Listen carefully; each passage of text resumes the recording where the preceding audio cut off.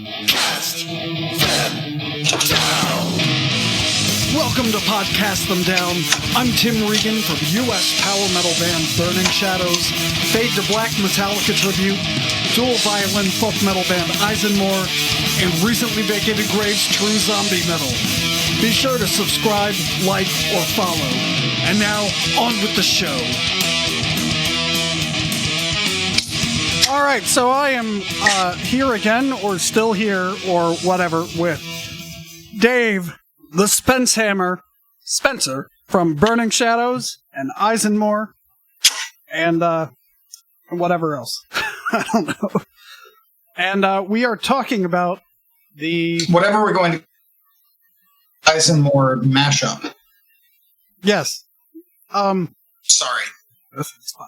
Do it again and we can edit it. No, the whole point was not to edit it. So... Anyway, we are continuing to talk about the Spotify playlist that Dave has put together for the Burning Shadows artist page on Spotify. So go into your Spotify machine and type in Burning Shadows and find it, and then scroll down to the artist playlist, and you're looking for Spencehammer's selections, and before you do that, follow it. I mean, follow us. Don't follow the playlist. We're probably never going to... Not the playlist, and certainly not me. Yeah, listen to it once, and then go follow Burning Shadows, and then play that on loop. And ISENMOR while you're at it. But anyway. That's the idea. Yeah, so to review, the first half-ish of the playlist was Blind Guardian, A Dark Passage from Nightfall of Middle-earth, Opeth, When from the Roundhouse Tapes, Symphony X, The Church of the Machine from the Twilight in Olympus Special Edition, Solifald. I'm not going to try to say either of the next two things, so you can go ahead and say it. Eucalyptus Treet. From the album. Northern Livskunst. Ah, yes. All right. So, yeah. Pro broadcasting tip, clear your throat directly into the microphone. That's what they all do. At least that's what they do on WTOP. So, all right. Oh, wait. There we go. Oh, thank you. All right. So, moving on, what is the next track, Dave? So, we're going to be taking to the high seas with this one. Rockin' Rolf and his motley crew of pirates. I fucking hate Motley Crue. I don't want to listen to Motley... Oh. Do you know... Motley Crue and Running Wild were separated by a scant few years on the true metal stage at Wacken Open Air. So, that's a fact. But wild. This one is Letter Gold, yet another remaster that I have to confess, I haven't actually listened to this remaster. It's, once again, nothing jumps out. I mean, it's a remaster. Right. You know? But Letter Gold, I just love... So there are a bunch of things I like about this song. It's a really just rollicking pirate tune about raiding ships. And it's got some wild English lyrics, courtesy of a German band that wasn't fully, in line with mainstream American or British English. And it's endearing for that fact. Like, it's a wonderful little slice of German power metal history in that regard. And also, I just love the fact that they distilled the pirate experience down to 3 words: lead or gold. Like, those are your 2 options. And when you're German, it sounds like you're saying little goat. Yes, that is absolutely what I was going to bring up. My friend Scotty, who hopefully will listen to this soon, Scotty Maxwell. Like, I own, I had this album, and I enjoy the whole album, and then one day Scotty goes, "Did you ever notice it sounds like they're saying little goat?" And that was it. The song's ruined for me for the rest of time. Well, it's ruined. It's been enhanced, maybe. Maybe that's better. There we go. It embiggened the potential of that song. Once you think they're singing about little goats pounding the waves on the rim of the sea. How low are we talking? Little goat. Well, it's a great... Yeah, and those lyrics are probably not right also because I do make up lyrics in my head. I get every fifth word and then fill in the blanks. So this may be a subject... But seriously. Yeah, go ahead.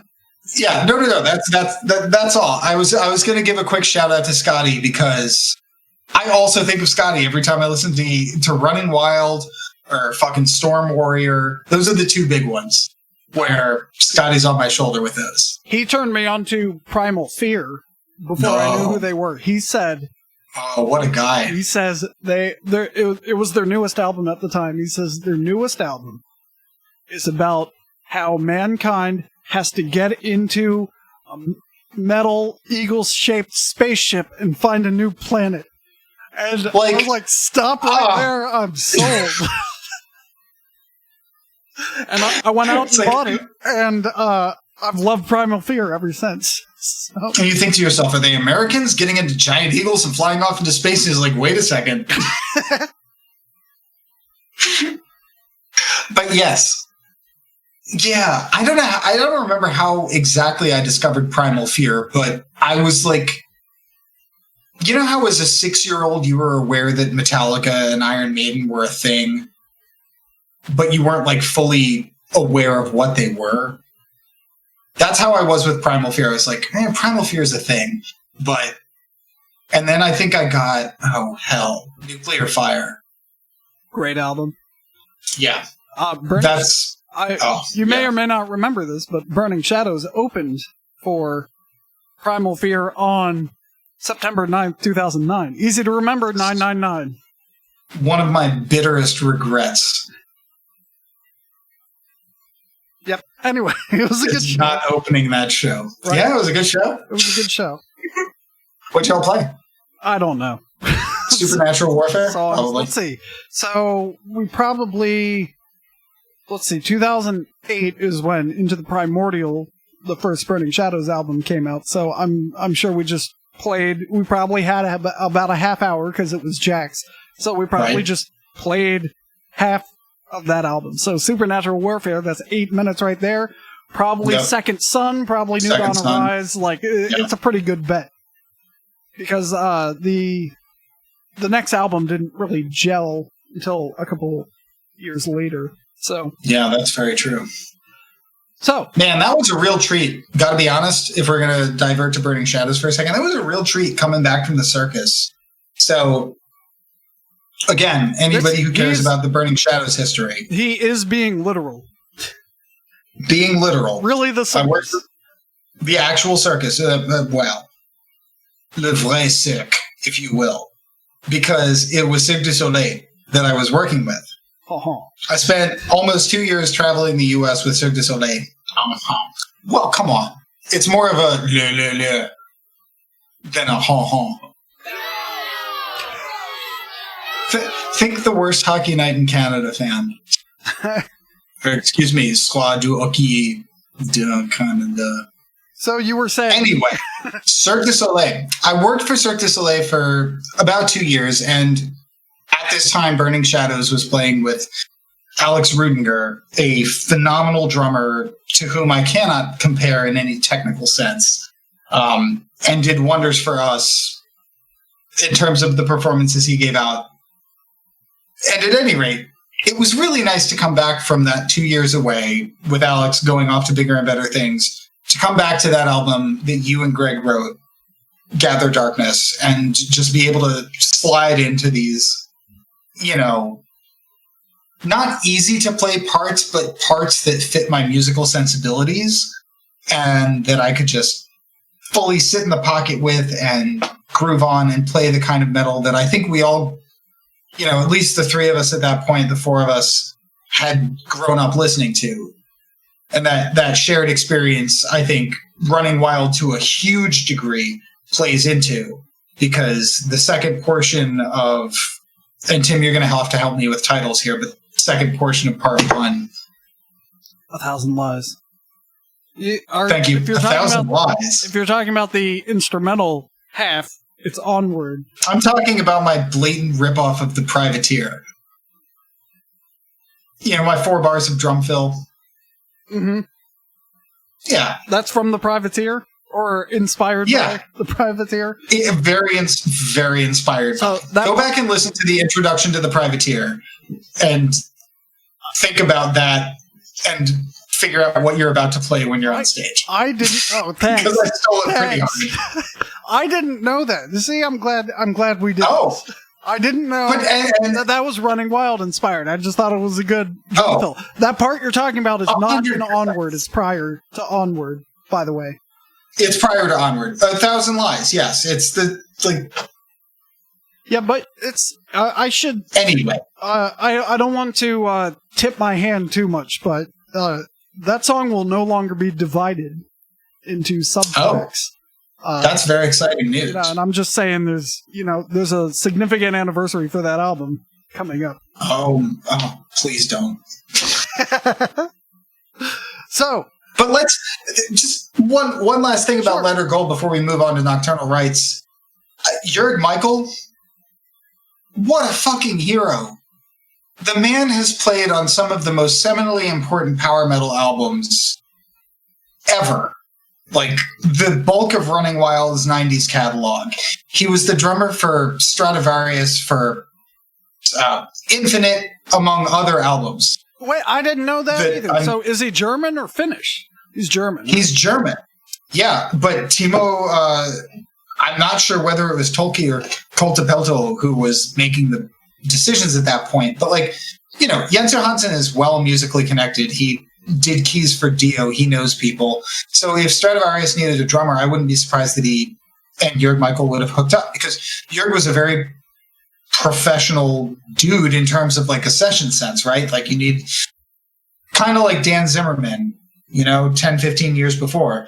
Dan Zimmerman, who played with Gamma Ray, Freedom Call, others that I'm sure I'm forgetting, but, a stalwart in the drumming German power metal sphere. But, he played on The Privateer, he played on Letter Gold, he played on all of my favorite Running Wild tunes and the majority of my favorite Stratovarius tunes. So shout out, as it were, to Jörg Michael for, giving me that imprint of how to fucking lay it down heavy and also with a solid syncopated groove. Awesome. So onward, to the next track. I get it. Yeah, and play it on me. Sticking with syncopation, man. Again, and I'm going to need someone to do the research for me because I don't know his name, but the drummer who played on Nocturnal Rites' New World Messiah just slid right into the pocket and hit all of the offbeats and fun rhythmic things that you can do as a drummer. And I think Nightmare really showcases this. If you listen to this tune, listen to his ride cymbal work. It's never the same. It's always something slightly different, each iteration of the chorus or verse.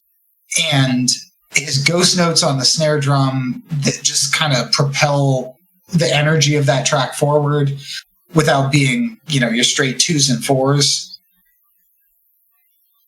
I love it. And I think Nocturnal Rites hit it out of the park with this album. So the first couple of records that they did were kind of Hammerfall-esque, like really early Swedish power metal, like super cheesy, but in a good way. And then they took kind of a turn after New World Messiah to a more aggressive, like Primal Fear style, which, no judgment, is less of my thing than what they did on this record. So the drummer for Nocturnal Rites is... Oh, I just had it. Ove Lingvall. Ove Lingvall. Yes, and he's been their drummer since 1998-ish, so right after the second album is when he... So that was what?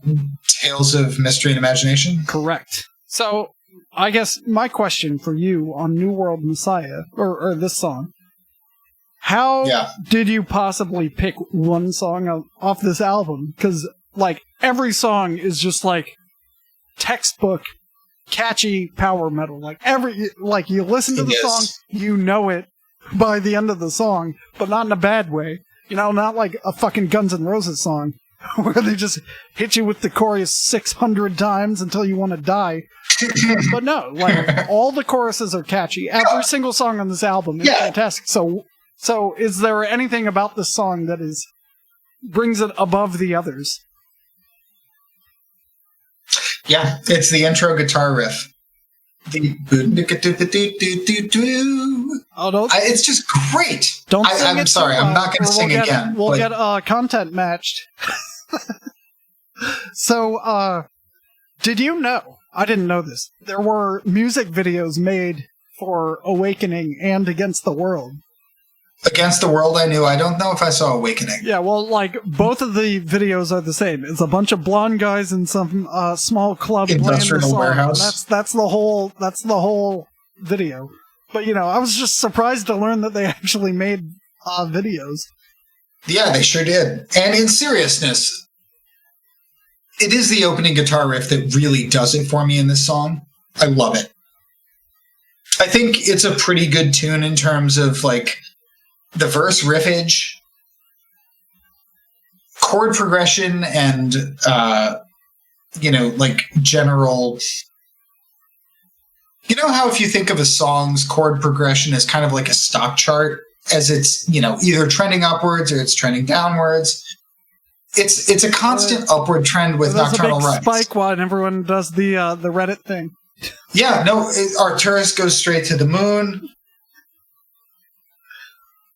But Nocturnal Rites manages to go with this endlessly positive upward trend in their chord progressions, and they do it with this song, Nightmare, and also with another song on the same album, Breakaway. If you listen to Breakaway and Nightmare back to back, you start to think, you fucking lazy guys, you write the same song twice and change a little bit of the riff, and there you go. But Nightmare has always been my favorite, largely because of the intro guitar riff and the incredibly intricate and, quite frankly, delicate ride cymbal notions that are going on in this song. I'm a sucker for a ride cymbal, especially when it's interplay between, the shoulder and the bell. And Ove is just like nailing it on this track particularly. So I noticed this album was recorded at Toontrack Studios in Umeå, Sweden. Toontrack Studios is what they made all the Superior Drummer drum sampling software and Easy Bass and Easy Mix. And all Wait a second. That's all out of Toontrack. It's the same. I want to know who recorded those samples now, because I have to be honest with you. Ever since I heard that first, like, when you played Superior Drummer for me the first time, the first thing I thought was Nocturnal Rites. There you go. I was like, because you did that like sequence thing, and it just made me think Nocturnal Rites drummer would have played this. Yeah, I bet I can figure it out, because the when you use Superior Drummer, you like load in a drum kit, so you can load in anyone's kit. But yeah, so it's the same studio. I thought that was cool. That is really cool. Yeah. So and I should really hold out for an endorsement, but I love Toontrack products.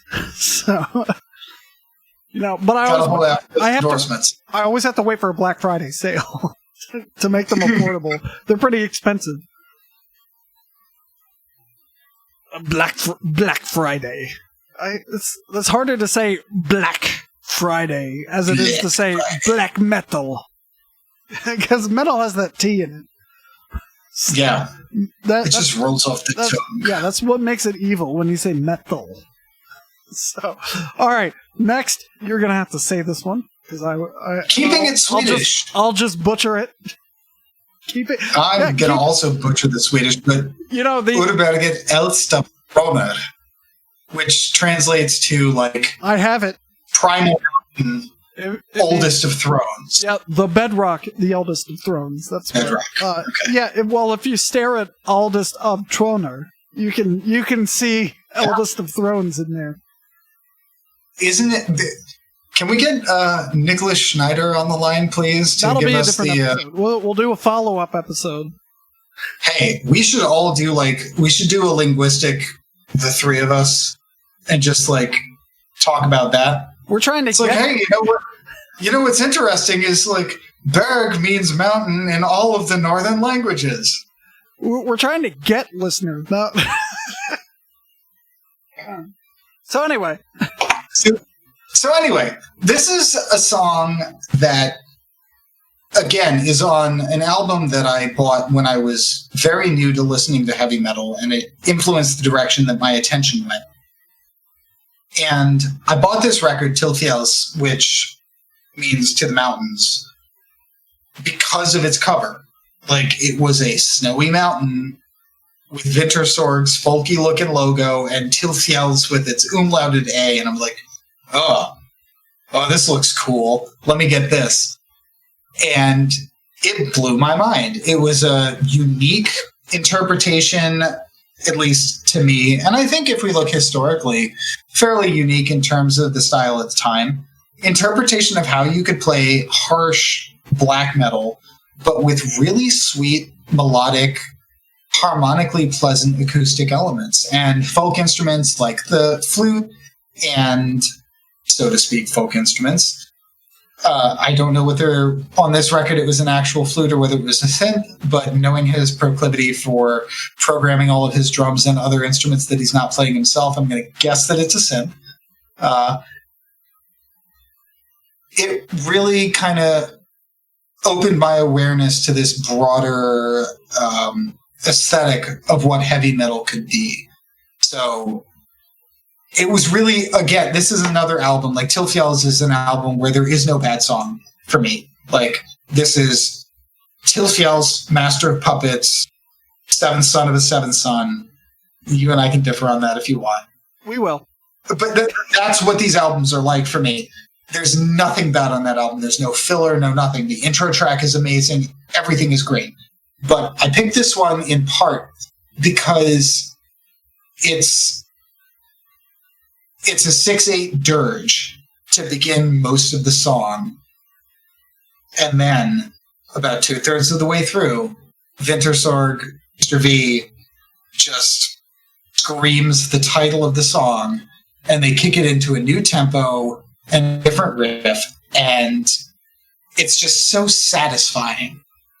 I love tempo changes when they're executed well, and this one is just flawless. Nice. Yeah, I looked up who's on the album, and it was probably a keyboard. So, Andreas, who is it? Andreas Hedlund, and then who's the other guy? Matthias Marquardt. The additional personnel and staff are Varghaer, keyboards and drum programming. So I guess he helped out.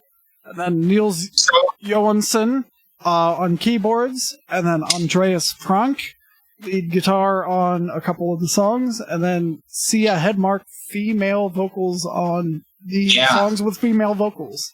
So yeah, Isjungfrun, she was on that one. So I found it hard to look up information for this because Vintersorg released Til Fjälls Del 2. Del 2. Part 2. Much like this podcast. Right, exactly. So if you search for Til Fjälls, you get all the Part 2 stuff because it's newer and, search engine optimization and all that.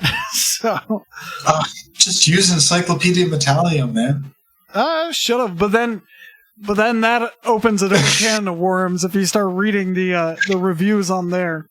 I don't know, you have to take those with a grain of salt. Here's a tip. What the fuck did you just say about this album? Right, if you're gonna base a decision on whether to invest in an album, whether that's time or money, and you head to Encyclopedia Metallum to do that, look up a band you love and look at what they say about a band you love and know very well, because that'll give you a barometer. Because maybe the 98% album was done by a bunch of,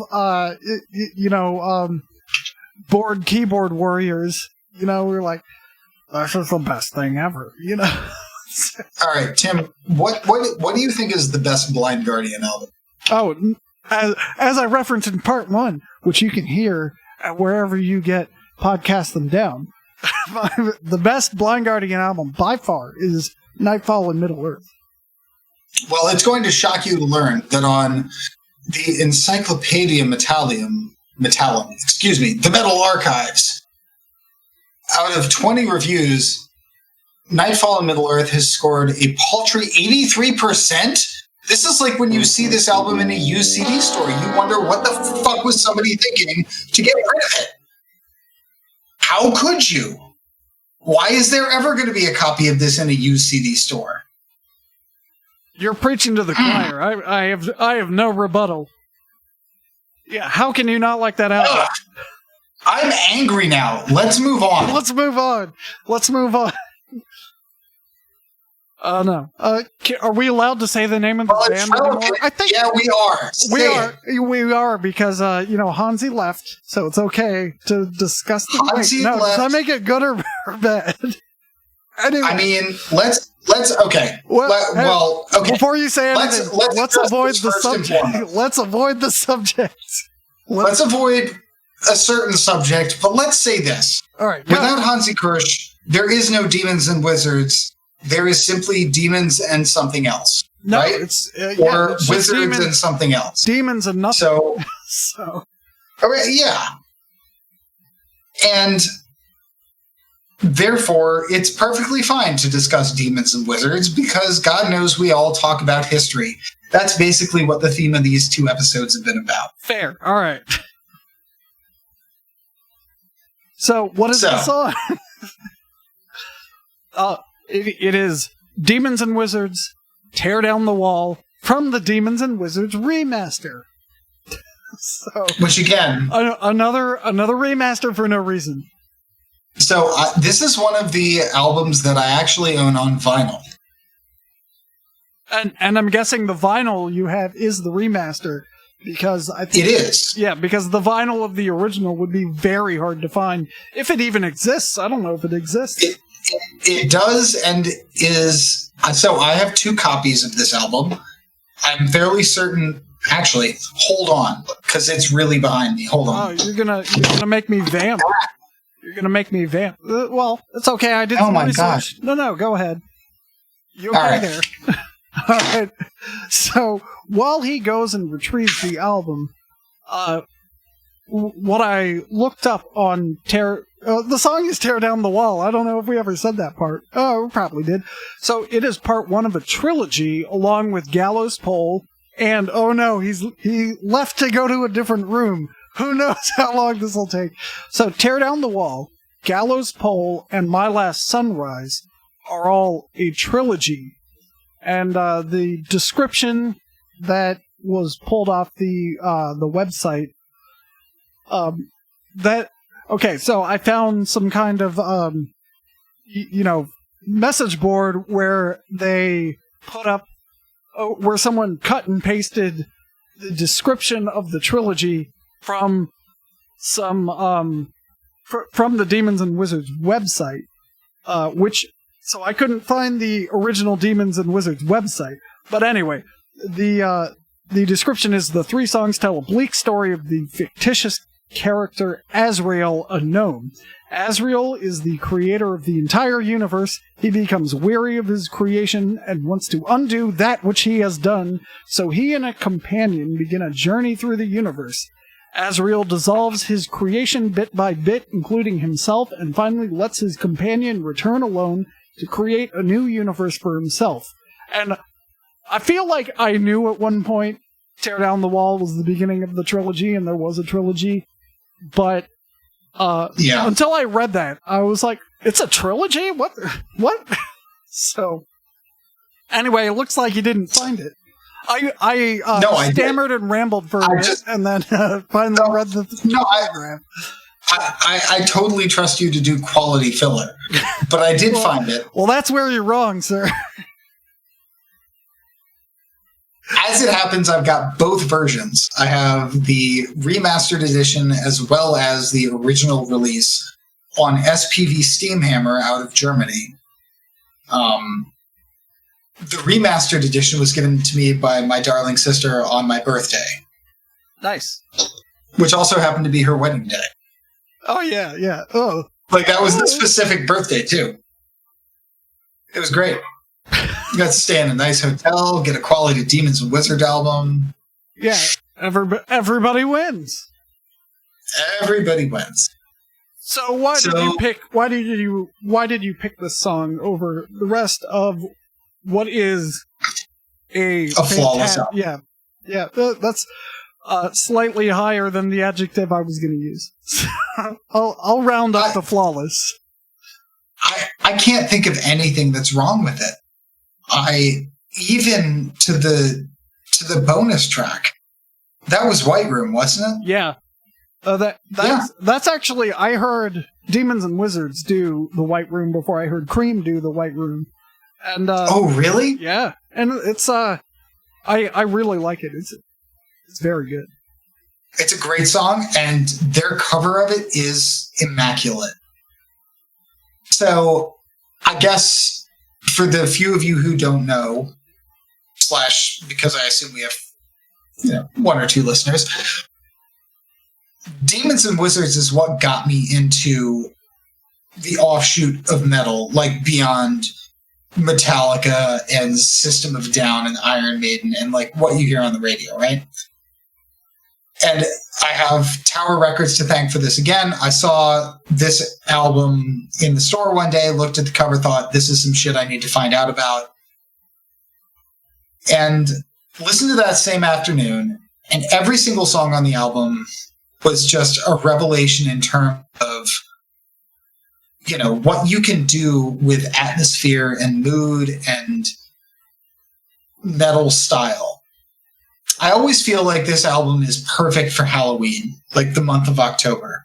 There is something inherently spooky about this record and John and Hansi's interplay with each other that has this kind of eerie tonality that I think is spread across the album.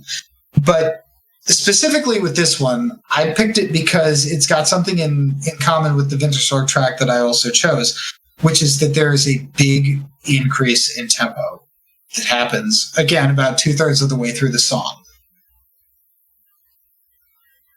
And that, when I first heard it, it took me by surprise, and it's so well executed, and the intensity builds so much during that moment of Accelerando that it left a huge impression on me. And to this day, when I listen to the Demons and Wizards self-titled record, this is the song I get excited when it starts.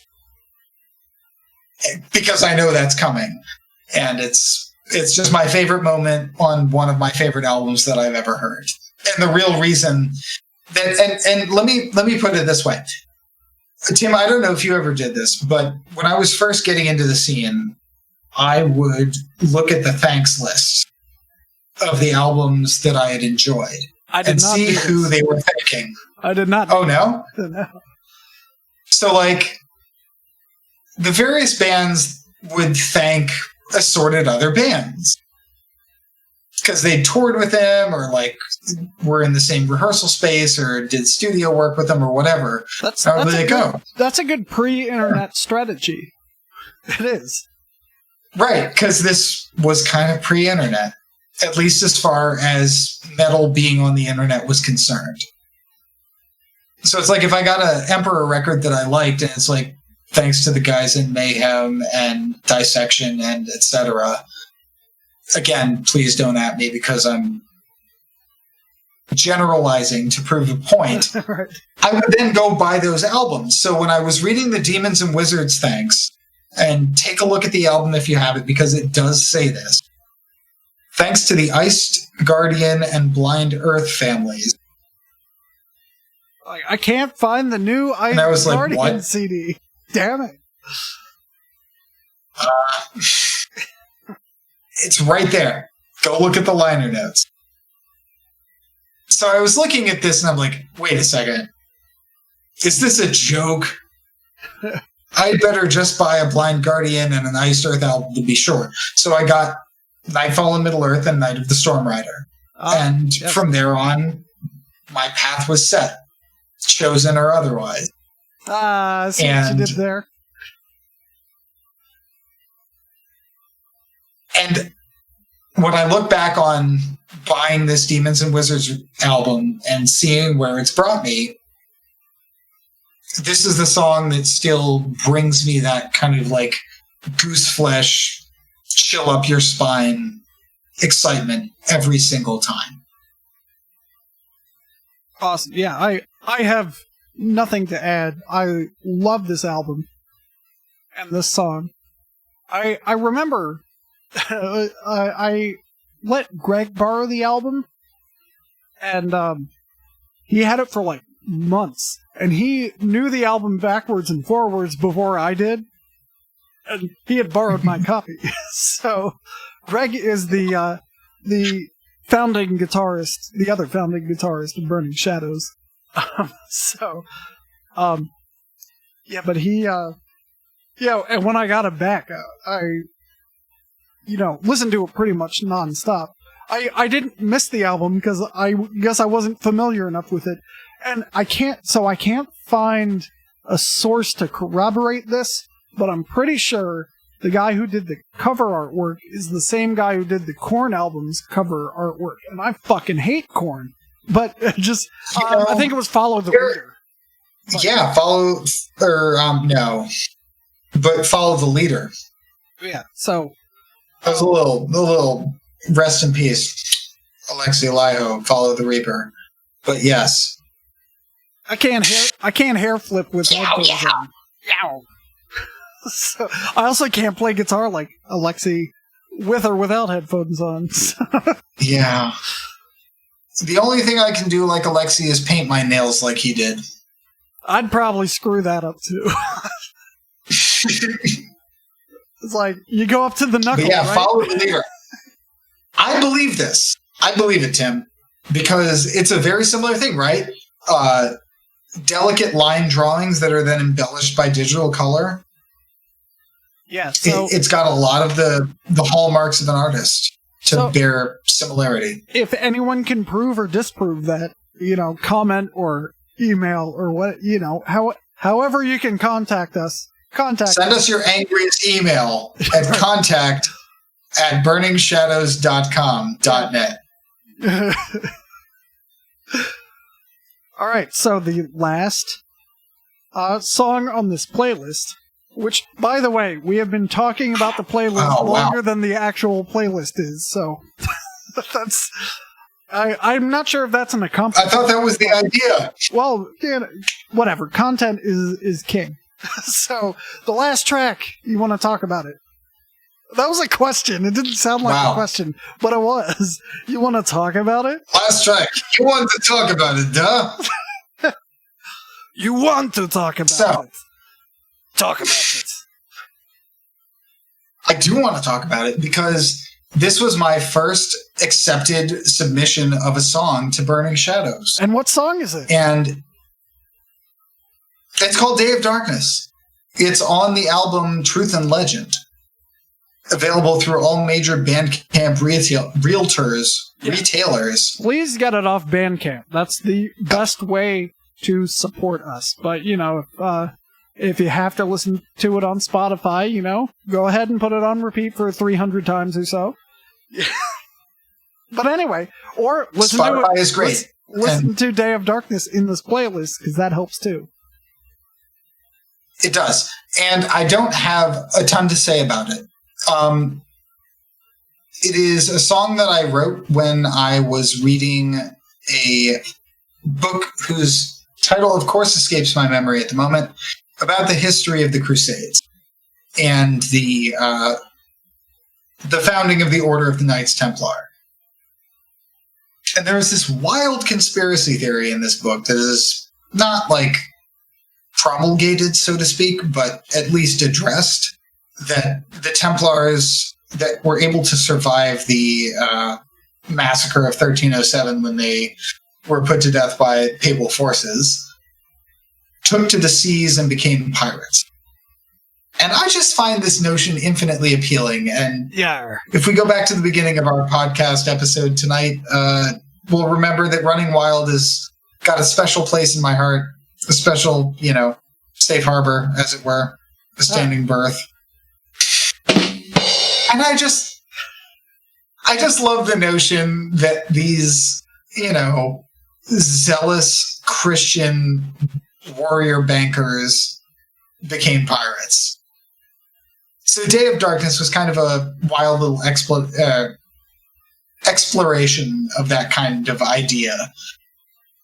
I also have to say that Amon Amarth influenced me a great deal with this song. Runes Carved to My Memory is one of my favorite Amon Amarth songs. And Tim, I wrote this, I guess, in 2007, which was after we came back from Germany, and Amon Amarth played in Wacken that year. And just put on an amazing show and played that song. And I think I had it in my head all that summer, and then wrote this song that following autumn. Interestingly enough, when you listen to this song, the lyrics were meant to be sung in harsh vocals.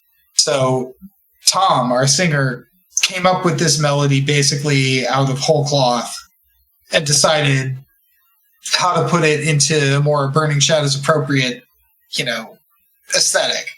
Yeah, it was like here's the music and here's the lyrics. Figure it out. Yeah, and he did a really good job with it. He did an amazing job. I've always kind of wondered what it would sound like if this song were covered by Eisen. Quite honestly, having Nick sing it with like the harsh vocals that I originally envisioned. And admittedly, what I originally envisioned was a large ripoff of what Amon Amarth was doing with Runes Carved to My Memory. Well, but it could probably be done because there's a lot of lead guitars, and this is a different episode. Oh, I could re-orchestrate it easily. Right. Well, this is a different episode, but when how to make Eisenmore play Burning Shadows covers? Yeah, how to Eisenmorify a song is or like an existing song. Yes. Is yeah. There are certain types of songs that lend themselves well to it, and this would be one of them, I think. So yeah, that would be very interesting. That's some Patreon content. So yeah, you're going to need to pay to see that. Right. But yeah, this song, when we were playing it and recording it and trying to figure out where it fit on the album, there was no question to me at any point where this song should be. It is the album opener because it is that good. It hits that hard with the acoustic intro, and then the whole band comes in, and then just the journey the song takes you on is it's a fantastic way to open an album, and that's why it is track number 1 on Truth and Legend. And then, after that, you're off to the races. Yeah. And if I can just make kind of a self-correction there, or at least a clarification, it's Dungeon, Fire, and Sword, The Knights Templar in the Crusades by John J. Robinson. That was the book that inspired this. Similar, Tim, to, what was it, Under Jolly Roger that you had? The kind of like scholarly exploration of pirate life. It's very much like that, except about the Crusades and the life of what a Knights Templar would have been, in 1095 and onwards. So there is a little more information in the song in the lyric video. So we chose this to do a lyric video on. And what preposition do I need here? For the lyric video for Day of For which to do a lyric video, we selected this one. There you go. So this grammar minute has been brought to you by dictionary.com. I'll send them a bill. So Day of Darkness, the lyric video, actually has a lot of the story between all the lyrics.